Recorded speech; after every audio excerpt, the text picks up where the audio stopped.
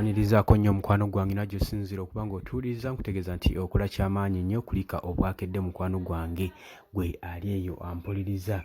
Baganda bange abali diaspora abali emitala w'amayanja nammwe mbanirizaako nnyo mmwe bali kwekumira ku mayengo ga UG Updates TV.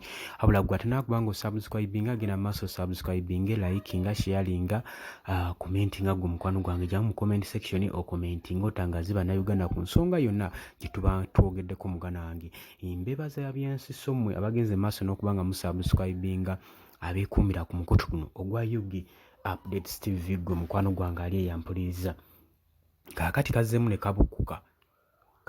kabukkuka luno lunaaba lutalo lwa General Muhoozi Kainerugaba saako n'amawanga ga Afrika oba kubanga njukira bulungi nnyo nga sinnakuwa kyabaddewo leero.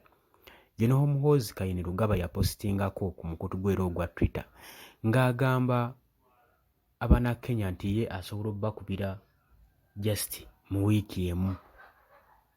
Ne bavaayo ekintu ekyabaluma era ne bagamba nti nno Chief of Defence w'amagye ga Uganda alina okuba nga yeetondera Kenya kubanga singa kyayogeddwa boogerwa civilian kyandibadde kitegeerekeka naye bwe kiba nga kyayogeddwa ate ng'omuntu eyakyogedde Chief of Defence Force mu ggwanga erya Uganda kiba kiteekawo entiisa kiba kikuba ekikwe mu ggwanga lyaffeffe ng'Abannakenya. Ebyo kyabijjukira bulungi nnyo. Teyakomye okwo Jjojjo ly'abalamu yavuddeyo n'agamba nti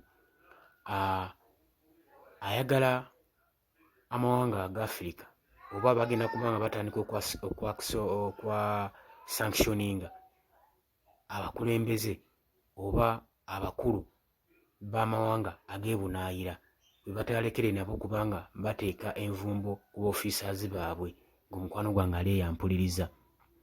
Aze akola comments ezifaanaganako wezityo oba oli awo ku sayidi endala ekitali kibi. Kaakati olunaku olwaleero ku Twitter ye yapositinzeeyo ng'agamba nti kino nkyogera si kirumamu. UPDF esobola okudifiitinga omuntu yenna yenna eggwanga lyonna mu Africa era ekyo nkyogera si kirumamu. Yakyogeddewo ate mu lulimi olufuutifuuti lwe baataddeko. I can say this with confidence. I can say this confidently. UPDF can defeat anyone in Africa because our commander-in-chief is the greatest military leader in the history of Africa. Oba okitegeera mukwano gwange era n'afuunikira ng'agamba we will destroy ADF. Emyaka gye bamaze nga balwanyisa ADF ze ŋŋamba General Muhoozi Kainerugaba tiyandikoze statement ng'eyo. Statement egamba nti basobola okuwangula oyo yenna yenna mu Africa kubanga komanda waabwe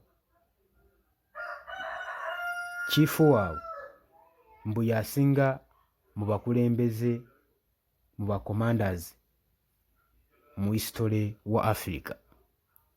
Oba oli awo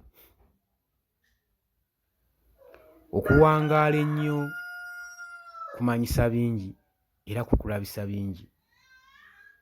Naye golowooza eno statement egenda kulekawo amawanga gano ageetoolodde aga Africa tekubeere nga kifaananyi ekiraga okunyoomoola eri amawanga gano aga Africa. Statement eyo General Muhoozi Kainerugaba gye yakoze okubanga anafuya obusobozi ne komandi y'amawanga gano aga Africa kugeza nga Kenya, Tanzania, Sudan ne Rwanda.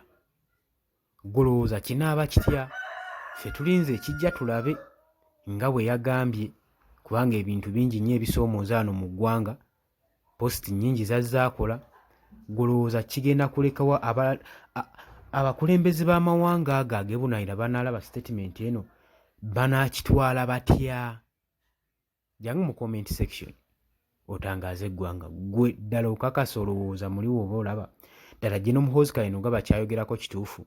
Basobola okudestroyinga oyo yenna yenna mu Africa abasala mu maaso oba kwesoma oba kutiisatiisa mawanga gwe mukwano gwange ali eyampuliriza. Jangu okomentinge, jangu osharinge, jangu olaikinge. Mbagala nnyo, temwerabira ku subscribinga baganda bange, temuva ku UG Updates TV.